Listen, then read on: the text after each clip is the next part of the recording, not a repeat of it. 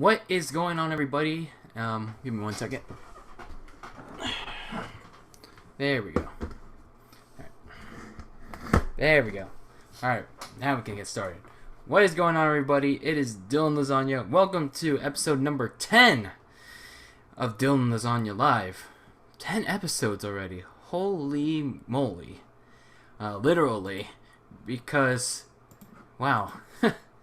I can't believe we're already 10 episodes in to DylanLasagna Live.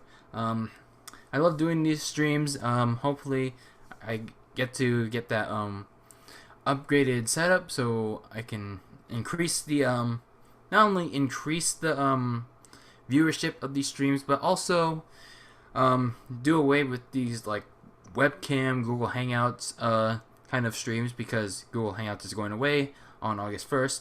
And I don't know how webcams is going to be anyway. But nonetheless, today we're going to be talking about wrestling, because it's a big wrestling weekend with AEW All Elite Wrestling, and they have a special event called Fight for the Fallen, which is an event dedicated for victims of gun violence. All the proceeds are of that event, like the money that gets generated from that event, is gonna go straight to be donated to it's gonna be donated to victims of is it gun violence or domestic violence? No, gun violence. And then the following night you have WWE Extreme Rules. So it's, although those two events are like minor like events, because you have SummerSlam and All Out the following month, it's still like a big event for some people if you're a wrestling fan. So we're gonna be talking about that. But first, I just want to go over like briefly the Nintendo Switch Lite just a little bit more, because there's just like some very little things that I didn't talk about in that video I posted yesterday. If you didn't check it out yet, make sure you go check out the video I did on the Nintendo Switch Lite. So pretty much Nintendo announced the Nintendo Switch Lite yesterday, and it's retailing for about $200, so $100 less than the regular Switch. And I made a point in my video that this Switch is not for me. I want to make that clear. It's still not for me.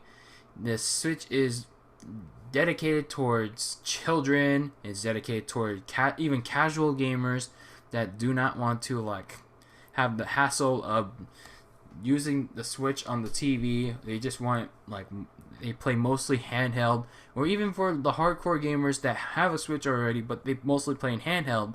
So they want a handheld alternative. So for those of you that are kind of salty, not just my video, but also at the Nintendo Switch Lite in general, I just want you all to be aware that it's not for everybody. It's not for the people that may already have a Switch, or they just think that you might as well just get another, like just a regular, save up for an extra $100 to get a regular Switch. But then again, I'm just looking back at that video, and again, not everyone is able to get the extra $100, and it sucks. But nonetheless, I just wanted to get that out of the way with the Nintendo Switch Lite. Those are my final thoughts on on that. And again, the colors are pretty. That's all I gotta say about it. Anyway, who's in the live chat tonight? We got Boss Wild. What's going on, man? So pretty much the Switch is for kids. I'm not saying the Switch is for kids. It certainly isn't. I'm saying this, like, they revealed a Switch Lite. It's like a new console. It's like a handheld only version of the regular Switch. So I'm thinking Nintendo released that because they want to like not only increase the sales of the Switch, but also garner it towards children who, have a tendency to be a little careless, especially with Mike. No, it's okay. It's cool. No, it's not you. It's okay. So pretty much what's going on? It's like, again, Nintendo revealed a Nintendo Switch Lite. It's like a completely handheld version of the Nintendo Switch. So pretty much you can't like detach the Joy-Cons, which in my opinion would be nice for kids because like kids are kind of careless with their stuff. And I'll be honest with you, every time I bring a Nintendo Switch to a family party, the kids always want to let's just say the kids always want to play with it, and I always get scared that they're gonna screw up all my Joy-Cons, all my controllers, even the Switch itself. So I think the Nintendo Switch Lite, even though it's not for me, again, it might be best for children. Exactly. A kid would throw a Joy-Con across the room. But anyway, let's get to some wrestling. I'm not going to talk too much about AEW Fight for the Fallen because, again, I don't know too many wrestlers from All Elite Wrestling because I grew up mostly watching WWE. But with Fyter Fest and Double or Nothing done with, AEW is mostly very slowly started to come across people's mind.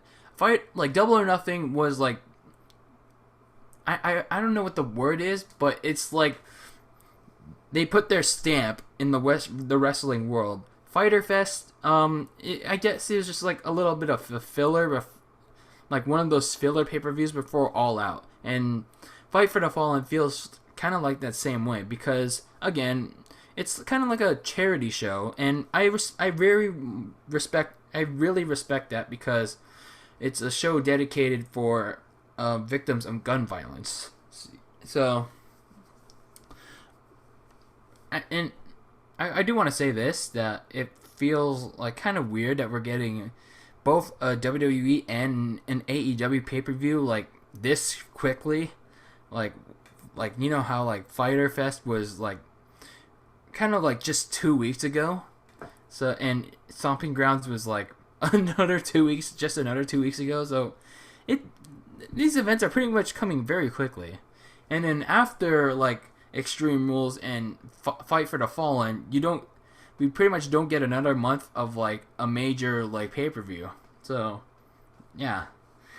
Going back to Fight for the Fallen, I don't have like too many like expectations for it, but the match card is as follows.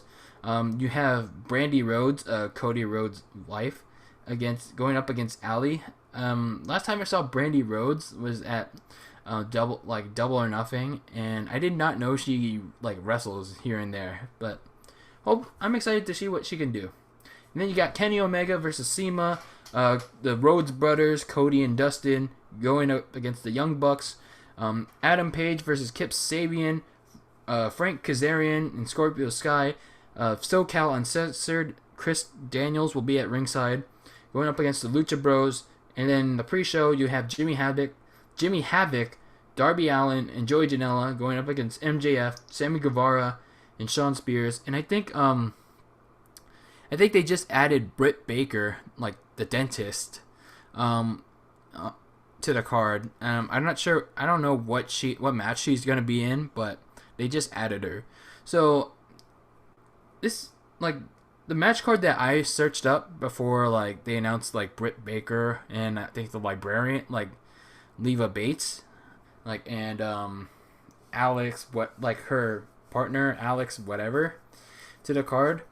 It looked like it was gonna be like a 1 hour, 1.5 hour show, like the length of SmackDown, but they might add some matches to make it the length of Fyter Fest. But again, I don't have too many expectations for the show, for Saturday's show. And the length doesn't matter, regardless. What matters is how good the wrestling is. Like with Fyter Fest, even though it was kind of short, but it was just a little bit shorter than Double or Nothing. It was still a pretty good show. For what it was worth. So I hope they put on a good show. I'm mostly looking forward to like the Rhodes brothers teaming up because of what happened at Double or Nothing. After that match, where like Cody Rhodes asked Dustin to be his tag team partner against the Young Bucks, and then you got Kenny Omega in action against CIMA, and then like MJF. Every time I see MJF, I'm like always excited to see him because even though I've known him for like a very small amount of time, like since Double or Nothing, he's like one of the great, like he's already my favorite wrestler in AEW because he's so fun to hate. But other than that, I don't really have too much like matches to expect. But that's the beauty of like AEW. It's like you have nothing to expect, and then you're blown away afterwards. But again, this is just like a like a charity show, and hopefully they put on a great show because it's the last pay-per-view before All Out in Chicago, and this should be a good show. Now let's talk about Extreme Rules, which happens the day after Fight for the Fallen, and I gotta say, unlike AEW, WWE has been really shitting the bed. And again, I'm not just saying that because, I'm on the bandwagon of WWE criticizers, haters, whatever. No, it's like, even though I have a right to criticize, it's like, I've been a WWE fan for over 10 years, and I've seen a lot of good stuff from WWE, but man, what they've been doing for the past 3-4 years, it's been pretty shit, to be honest. And this continues into Extreme Rules, and can you even really call it Extreme Rules? Because like only 3 of the matches are extreme. It's like the rest are just like regular rules. So you pretty much better call it regular rules, or even like regular pay-per-view. WWE regular pay-per-view, regular event, because that's what it feels. That's really what it feels like. Because it doesn't make any sense. It's like I really hate those pay-per-view, like gimmick pay-per-views where you only get one match out of the like entire name, like the one gimmick match of the entire like pay-per-view name. Like say for example, TLC, Tables, Ladders, and Chairs. Even though I had a fun time when it was in when the event came into San Jose, it's like I still hated the idea that there's only one TLC match, and like there wasn't even a ladder match at the event. There wasn't even. There was a chairs match. There was a tables match. But where's the ladder match? It's like what the hell? And the other gimmick pay-per-views I also hate are Elimination Chamber, because there's only like one or two of them when it should be like maybe like all the matches are contested inside the Elimination Chamber. That would be pretty cool. Hell in a Cell, I think they got rid of that, so thank God they did. Because that Hell in a Cell should be saved for like very special rivalries. What else did they get rid of? TLC. Clash of Champions is another one of them. Not Night of Champions like before, because at least Night of Champions is something they did. Is a gimmick pay-per-view that WWE actually does correctly, because they're forced to make every champion defend their title. Unlike Clash of Champions, where it's like there's like at least still a singles match here and there.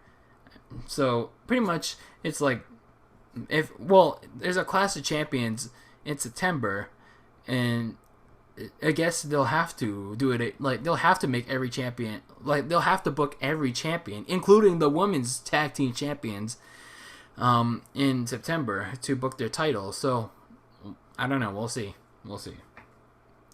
Back to Extreme Rules. They had about only 3 weeks to work with because they had Stomping Turd to deal with, and Stupid Slowdown. So they had 3 weeks to work with, and man, like with all the other their previous pay-per-views with stepping into turd and stupid slowdown, they really sleepwalked. They really sleepwalked. I can't English right now because I'm just so upset with WWE right now. They sleepwalk through this through this entire build of Extreme Rules. It's like they never know when there's a pay-per-view anymore. It's like there's a pay-per-view. Oh, we better put on the best quality show there is, and it's produces mixed results sometimes. Especially on the Raw side, on the Raw side of things, it's even with like whether or not Paul Heyman has actually started with this executive director role, it's still been pretty shitty on the entire build. Like I remember last week on Raw, it was pretty decent, but then I remembered WWE. What can go wrong will go wrong. They are an accident waiting to happen. So this Monday on Raw is pretty shitty. The final build, like the go home show for Raw was pretty shitty. SmackDown was pretty okay. It was pretty okay. And we have to remember that Eric Bischoff doesn't start until after Extreme Rules. And I think WrestleVotes on Twitter said to expect like a clean slate. Like we're to expect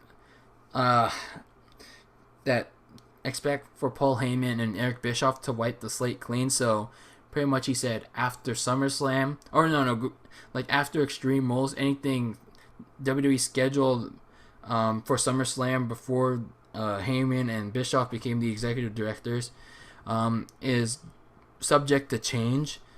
So hopefully this means like no more Shane old crap, no more repetitive stupid stale ass Becky Lynch. I want the Becky Lynch that was like very hot, like creatively, like back around last year's SummerSlam, back around Evolution. That was the Becky Lynch that was really good. And I want a better Seth Rollins too, by the way. Speaking of those two, they're probably going to be in the main event of Extreme Rules. And Yawn, they're going to be in a sleeping match of the ages. So we got Universal Champion Seth Rollins and Raw Women's Champion Becky Lynch defending their titles this is going to be a doozy. They're going to be defending their titles against Baron Corbin and Lacey Evans. And this is going to be a mouthful. A last chance, winners take all, mixed tag team Extreme Rules match. That was a mouthful. Pretty much the entire build of this, the entire hype around this feud was Seth Rollins and Becky Lynch's relationship. That's it. That is pretty much it. It's pretty much WWE and forcing Seth Rollins and Becky Lynch's relationship down our throats. You had barely any mention of, or you barely had any indication that Baron Corbin and Lacey Evans were gonna at least seem like a somewhat decent threat, even though they already lost 2 matches against Seth Rollins and Becky Lynch. Yet they're gonna be able to convince the casual crowd to the casual crowd that's stupid enough to think that they might have a chance to beat them. But no, they only gave them one chance to make them look like a threat, and that was in the worst way possible on this week on Raw, when after a match that Seth Rollins and Becky Lynch won over Selena Vega and Andrade, Baron Corbin and Lacey Evans attacked the two, and in one of the dumbest scenes I've ever seen on Raw, Lacey Evans looked very off balance and gave one of the weakest punches that I have ever seen. The woman's right, as you call it. She gave one of the weakest punches that I have ever seen in my life. Yeah, it's like you couldn't sell that as a Lacey Evans couldn't ever really sell that as a legitimate hard hitting punch. No, she had to pretend she was about to kick Becky Lynch in the private area and then try to knock her out hard hitting, but no, she screwed that up. Oh man, it's very bad. It's very bad. So pretty much going into this match, before I go into that, actually, you should actually go watch the Lacey Evans botch from this week on Raw. So pretty much going into this match, you have 4 wrestlers who have pretty much have no momentum whatsoever. You have 2 wrestlers who have lost all of their matches against the champions and yet are getting one more chance, at least one more match against the champions. What are they? Christian 2.0? And then you got and not only that, they're also getting the wrong kind of heel heat. They're getting go away heat, get the hell off my TV heat. And when they're supposed to get, oh, I hate you, even though you're a good wrestler, but I hate you. That's the heat you're supposed to be getting, not the, oh, we really hate you and we want you off our TV. You make me sick. And then you also have 2 wrestlers who've completely lost their pre-Mania momentum because WWE wants to make them as stale and repetitive and force-fed to us as possible. And again, I don't blame this on Becky Lynch. I don't blame Becky Lynch or Seth Rollins for being stale, repetitive, or boring to an extent. Because they're good wrestlers. They can wrestle, unlike Lacey Evans. But WWE just wants to keep running it back with I'm the man, I'm the man, I'm the man. The man's man. Yes, they have a shirt for it. They have a shirt for Seth Rollins that says the man's man. Literally, it's really stupid. So hopefully they just win that stupid Extreme Rules match. I'm not very excited for it because I'm just tired of Becky Lynch already being forced down my throat with this man gimmick, and this Seth Rollins relationship being on air so much. I mean, it should have stayed off air in the first place because but I don't know, WWE just wants to get some damn publicity for it because of their declining ratings, but it's not helping them in the first place. But it is what it is, and I'm just not looking forward to it. Hopefully, Heyman and Bischoff write it off, write off their relationship. I mean, not break them off on screen, but it's just don't mention it anymore, or just don't force feed it to us. But yeah, that's your supposed main event. Then we got Undertaker versus Roman Reigns. Yeah, that's your main event. Undertaker and Roman Reigns teaming up to go up against Shane McMahon and Drew McIntyre in a no holds barred match. If you remember correctly from a couple weeks ago, I thought I was gonna get Roman Reigns and Bray Wyatt, and because we haven't seen Bray Wyatt in a couple weeks with this Firefly Funhouse, and I honestly thought that would have been pretty cool to see because who wouldn't want to see a Drew McIntyre Bray Wyatt feud? But no, instead we're getting The Undertaker instead, teaming up with Roman Reigns. The only thing I can hope for in this match is that this match ends this match pretty much ends Shane McMahon's or should I say Shane Old Crap's big ass feud or big ass push, because it's nobody cares anymore. It's like, even though it's like kind of funny when Greg Hamilton does that best in the world announcer thing.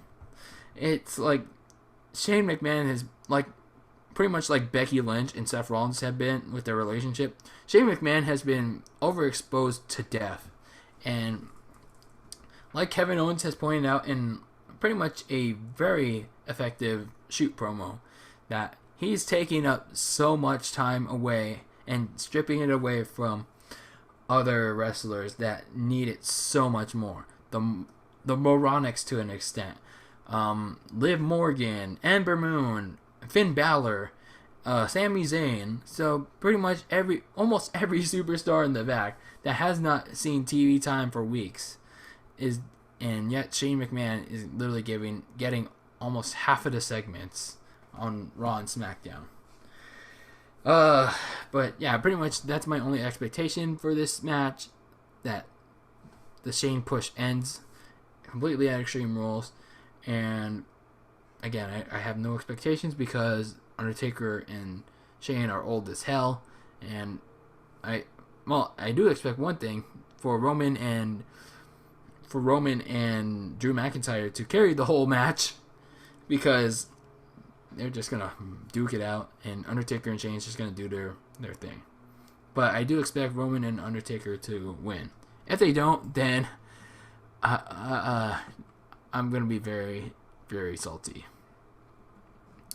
All right, next we got up WWE Champion Kofi Kingston and Samoa Joe, and again, this is another one of those matches that are just regular matches, and I'm a little disappointed. Like, this is the only exception I have with this match that can stay as a singles match for now.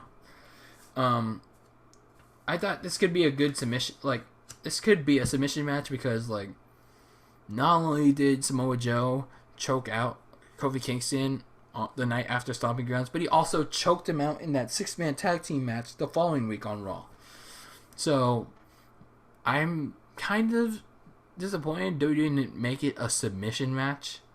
Like, it would have been kind of cool to see, like, what it would have given Kofi Kingston a complete disadvantage, because I've never seen him use a submission like finisher like ever in his career, and like it could have given Joe like a complete 100% chance to win the match, like to win the title. But I guess it was like the build was like the time to make the feud happen was just too soon from Stomping Grounds to Extreme Rules. So I guess, I mean, even without the stipulation, they've been doing like a solid job selling the match. And even though I expect Samoa Joe to lose, they're probably gonna have a good match. I expect Kofi to retain the title, and whether or not they feud past Extreme Rules is anyone's guess. Next, you got the SmackDown Women's Champion Bayley going up against Alexa Bliss and Nikki Cross in a handicap match. So, even though this is one of my only favorite storylines right now, because pretty much every storyline sucks right now, this is the only one that has a very small bit of logic in it. I was disappointed when Nikki Cross won that Beat the Clock challenge on Monday, and she decided not to make it a triple threat match. But then I remembered that Alexa Bliss had the power to make that, like, to get the stipulation. So I was like, wow. So pretty much Nikki's her side bitch. But anyway, I do applaud Nikki for not making it a kendo stick on a pole match like the last Extreme Rules that they competed at. So I give them small, very small brownie points for that. So instead of talking about how the match is gonna go down, I kind of want to talk about how the feud could go, like how it could end. So honestly, I don't want Nikki Cross to like be betrayed by Alexa Bliss, even though Bliss it's the most obvious like choice. But I have two other options. I mean, again, the most obvious is Alexa Bliss showing her true colors. She obviously manipulated like Nikki Cross into doing her bidding, yada yada yada, because that's Alexa Bliss. But then the other two I thought about were Alexa and Nikki Cross lose at Extreme Rules, but then it's like Nikki Cross somehow managed to like really convince Alexa Bliss to like that she is a true friend, and then they become a tag team like to strengthen the women's tag team division, which is pretty much dead, and they beat the Moronics so they can become a legitimate tag team champion until WWE decides to fuck that up too. Or there's another wild card scenario, that aka the it will never happen scenario, where there's a double turn involving Bayley and both Alexa Bliss and Nikki Cross, where Bayley turns heel and Alexa and Nikki Cross become baby faces. So, but I don't see that happening. But it would be interesting. It would be interesting. So my prediction would be Bayley overcomes the odds and wins the match. I think there's going to be some sort of way where Alexa Bliss or Nikki Cross manages to screw things up for one or the other, which leaves Bayley to win the match. And again, unfortunately, the most obvious scenario would be Alexa Bliss turning on Nikki Cross, which would probably lead a match to SummerSlam, and then I don't know where they go from there. And especially with Bayley, if she wins this match, I don't know where she goes from there, because the women's division on both sides on Raw and SmackDown, it's pretty dry, and we don't know when Sasha Banks is coming back, and she's run the gauntlet with Charlotte Flair so many times, and Becky Lynch is the Raw Women's Champion, and we don't know when Ronda Rousey's coming back, so it's like the list of contenders is pretty blank for Bayley, and not only Bayley but Becky Lynch as well. So it's like it's they really need to make the slate clean like now.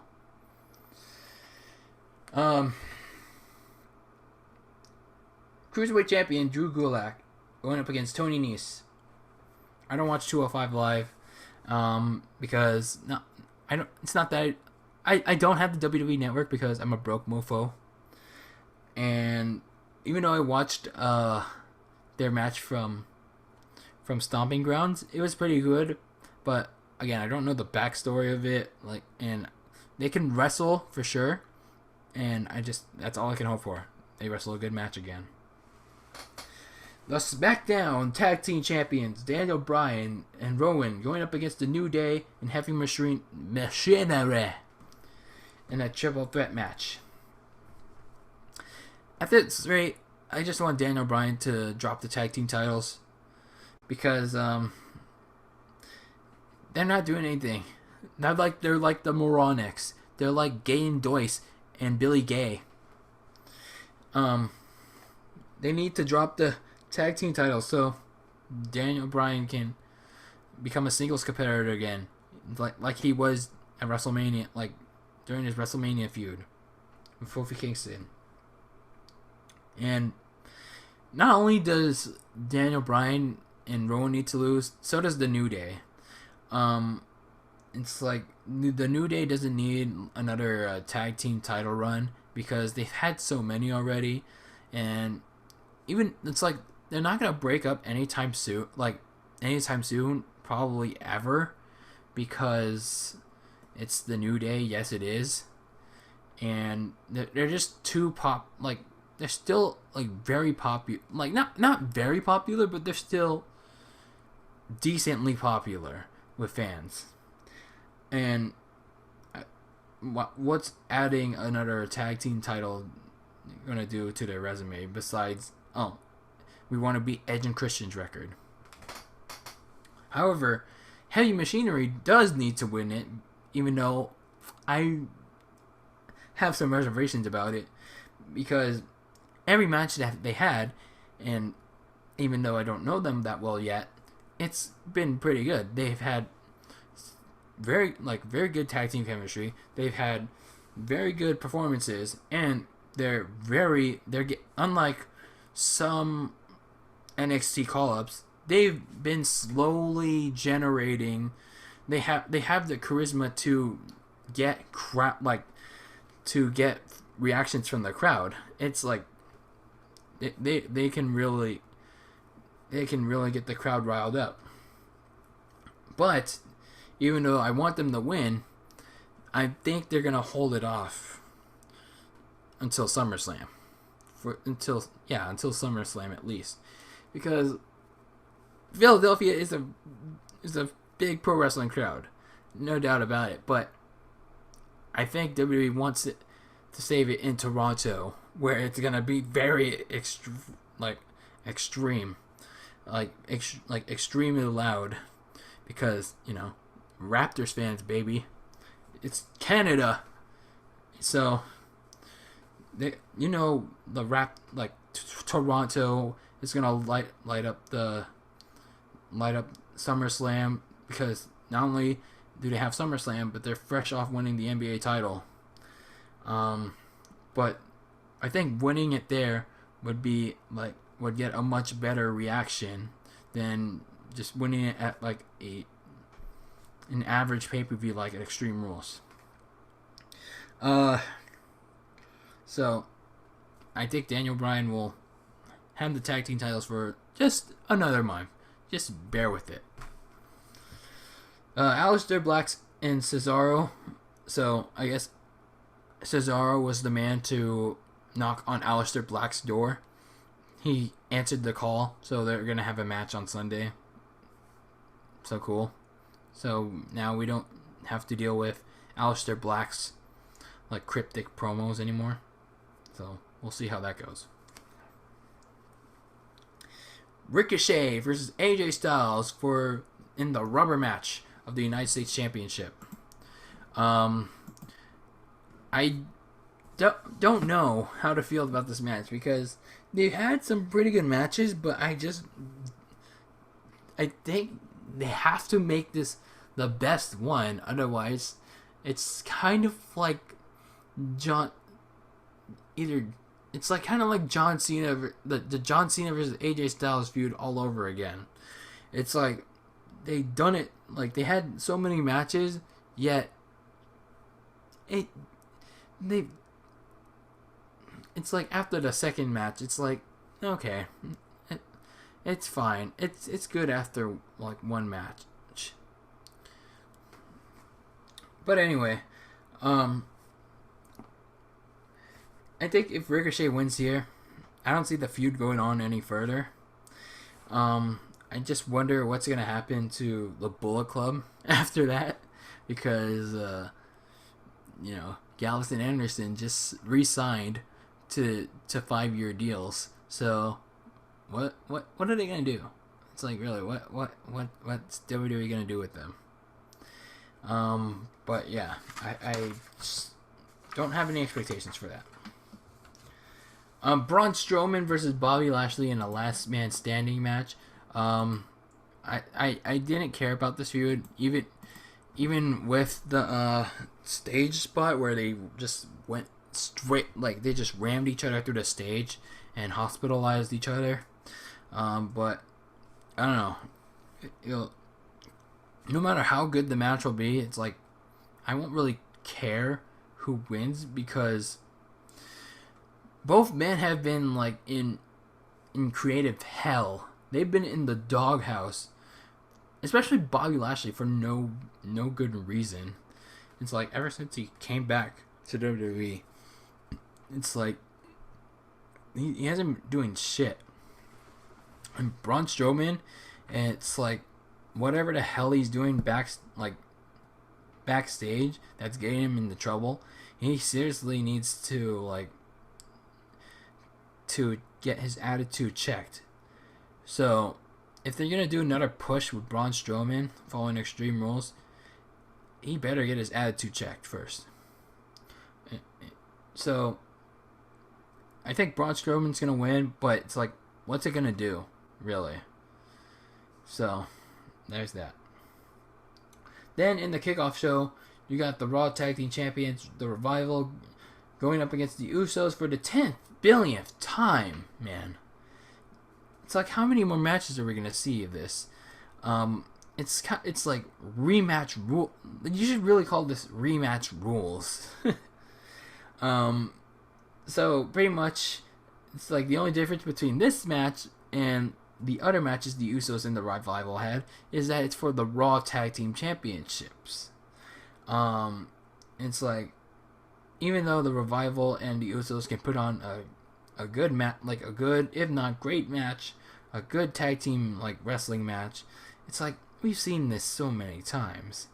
It's not that I mean, it's like you can do so much, but it's like once you see it several times, it's like it gets stale. Even if the Usos like win the titles, it's just like the tag team the overall tag team division. It's just like the women's division. It's dead. It's just like dead. The stupid wild card rule has made the tag team division completely irrelevant. But even without it, it's like it's still irrelevant. So overall, regardless of how I feel about both Fyre Fest and Extreme Rules, I think this is still going to be an interesting wrestling weekend. One thing I want to note about the WWE before I close this off is that, again, they had a decent episode of Raw the last week. We don't know if that's with Paul Heyman at the helm or without him. But then, like I said, there's an accident waiting to happen. And that accident came to strike this week on Raw, when they had one of the worst segments, opening segments in Raw, even though they opened with the match again. But Lacey Evans decided to go full botchamania and almost kicked Becky Lynch in the private area, in the lady private parts, and hit one of the weakest Big Show looking KO punches ever. And not only that, the booking was terrible. It's like the matches were terrible. Like the matches were pretty crappy. So pretty much Raw went back to being the same shitfest it has been for the past 2 years. SmackDown was okay. The Kevin Owens promo was fire, but it doesn't really mean much because Vince McMahon probably just said, "Hey, say this," and then say this and like tell this to the fans so they can fuck off. And I don't know. It's just like SmackDown has also been suffering as of late. Why? Because Vince McMahon decided to end the brand split. NBC decided to end the brand. NBC Universal, USA Network wanted to end the brand split. Why? Because they wanted Roman Reigns, Seth Rollins, Becky Lynch, The New Day, and all these other great superstars to get overexposed, but at the same time continue to lessen the opportunities and continue to make those same superstars unhappy. And it's pretty embarrassing. So, pretty much, they implemented the wild card rule so they can make wrestlers not only unhappy, but make them jump ship to All Elite Wrestling. I at this rate, I honestly don't know what Paul Heyman and Eric Bischoff are gonna do following Extreme Rules. So you can't. I have a very small glimmer of hope that they're gonna fix WWE's problems, like, it's not going to be right away, but I feel like it's going to take a lot of time, even after SmackDown moves to Fox. So it's not going to be like an instant fix. So what I hope that Paul Heyman and Eric Bischoff do is, I hope they take a big ass risk in eliminating the wild card rule, bring back the brand split, because nobody wants it. Nobody wants it. If you really want the brand split to end, then you are really stupid. It's like, if you want to see your favorite wrestler on 2 shows, then you're killing me, Smalls. It's like, the stupid wildcard rule needs to go. It's like, you can't overexpose Roman Reigns, you can't overexpose Seth Rollins, because fans will get bored of them, and it's like, if you thought the overexposure of Seth Rollins and Becky Lynch was bad right now, wait till fans start booing the shit out of them, and you'll see what I mean when the wildcard rule needs to go. And then hopefully they end the brand not the brand split, they end the wildcard rule and bring back the brand split. And then after that, hopefully Paul Heyman and Eric Bischoff, like, they're given the authority by Vince McMahon to build around their top stars in Roman Reigns, Seth Rollins, Becky Lynch, Charlotte Flair, AJ Styles. Oh, speaking of Charlotte Flair, she's been AWOL for 2 months now. I don't know where the hell she's been. Bailey, and etc. etc. So, and build around those stars, build around those people with wrestlers that really deserve it, like Balor, Sasha Banks whenever she comes back, Nikki Cross, Alexa Bliss, Heavy Machinery, Kairi Sane, Ember Moon, Andrade. There's so many superstars in the back just chilling and catering with the people chasing around the 24/7 title. It's like, you can't always rely on the same people every single week, and you can't overexpose them in more than 2 segments. It's gonna make people eventually hate those wrestlers. So hopefully hopefully WWE or at least Vince McMahon realizes this. He realizes that the ratings are low because he overexposes these wrestlers, and it's like, he also realizes people are pissing on the product so badly. I don't know if this is as bad or even worse than the money. People were pissing on the product back in during the Monday Night War, when WCW was beating them during the Monday Night Wars, until they came back to beat them. But again, we'll have to wait and see. We just have to wait and see if Vince McMahon will actually let Paul Heyman and Eric Bischoff do what they need to do to get Monday Night Raw and SmackDown Live. Yeah. I'm trying to find something cool for you all right now. I'm trying to find a savior for for WWE right now, because if Paul Heyman and Eric Bischoff are not allowed to be given the creative freedom that Vince McMahon will give them, I have one man that can save WWE. He's a good man. He is a good man. Let me give it to you right now.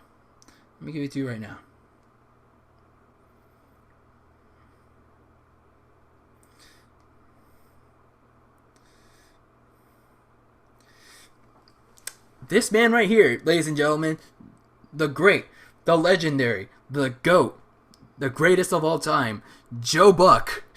The great Joe Buck can save WWE right now when SmackDown moves to Fox. No, maybe he can help NBC Universal with Monday Night Raw.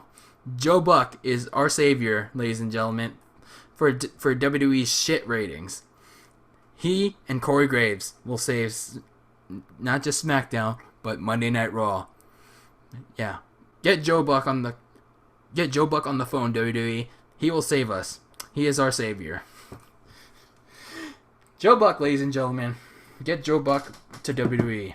Screw the World Series. Screw the NFL. Joe Buck needs to save WWE. Get his great voice. Get his great creative mind over to WWE. But that's all I have to say about Fight for the Fallen, Extreme Rules, and this great man right here. Our GOAT, our Lord and Savior for the WWE, Joe Buck. Joe Buck.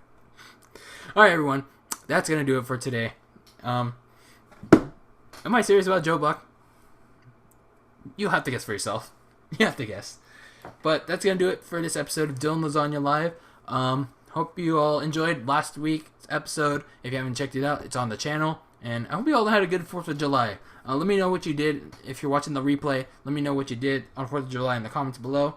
I'll be back next week discussing everything that... not everything, but my highlights, my reaction, my favorite stuff that happened from Fight for the Fallen and Extreme Rules, and some other topics that, well, that may pop up here and there, like, until next week's episode. Again, I'm sorry, again apologize for last week's, like, emergency, like, schedule shifting with the show.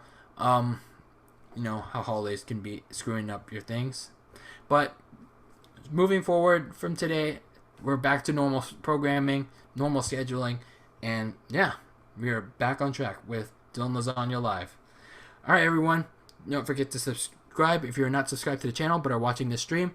Like, dislike the stream, leave a comment down below, and follow me on social media if you like to. I am on Twitter and Instagram, and if you are subscribed, tap that bell on your phone or even on your computer so you can be notified of every Dylan Lasagna video that I upload every single time.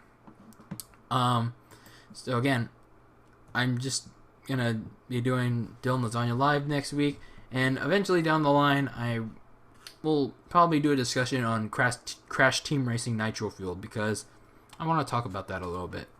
But anyway, everyone, always be delicious. I'm signing off, and I will see you all next week, and I'm out.